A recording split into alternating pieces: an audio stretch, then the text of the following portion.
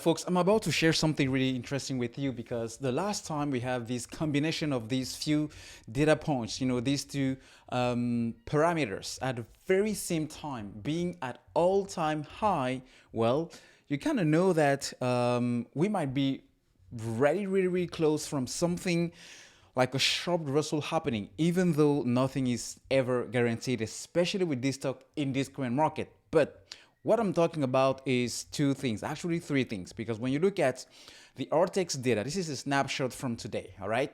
You have a short interest keep climbing, and right now we're sitting probably around 22.6%, 22.6% based on the latest data. And then that's one. So this is not the highest, but it's, kind of close there to the highest. But you also have, the 100% utilization rate utilization rate at 100%. And this has been quite the case for a couple of months now, all right? But if you add to this, the amount of shares being on loan, we're talking about 160 million shares. So if I take the amount of shares being on loan, which represents roughly 34% of the entire outstanding shares out there, I add to that the short interest being above 22%, and I add to that the utilization rate around 100% for quite some time now. If I add these three, what does it tell me?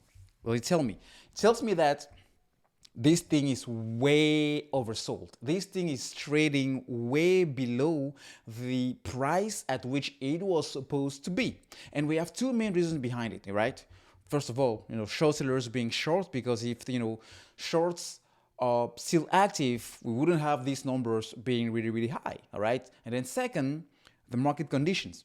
Market conditions have been given an additional avenue to the price being on the downtrend. Why? Because a lot of funds holding AMC have been taking money off the table because of, the bear market / inflation stagflation / recession thing, which happened in the market. But if you look at other indicators, looking at the bigger picture, not only focusing on AMC solely, well, we might be at the bottom. And it will kind of make sense that these numbers that I share with you are also at very all-time high, because usually when you have this combination of these three elements together flirting with all-time high, as I mentioned, it means that this thing is way oversold. And when it's oversold, what happens? Usually it makes a U-turn. So I wouldn't be surprised if we might see a strong reversal coming in the next couple of weeks, maybe days. I don't know. I can't tell for sure because timing the market is pretty much impossible.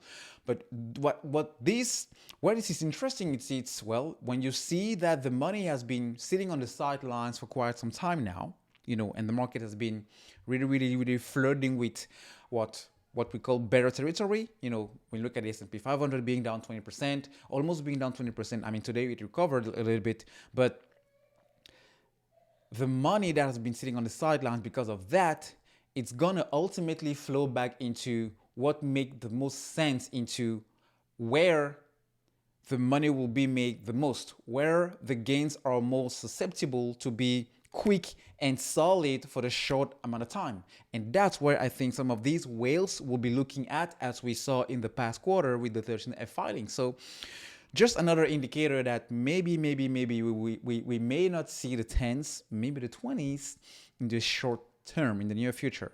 But that's always not guaranteed, because you cannot just time the market.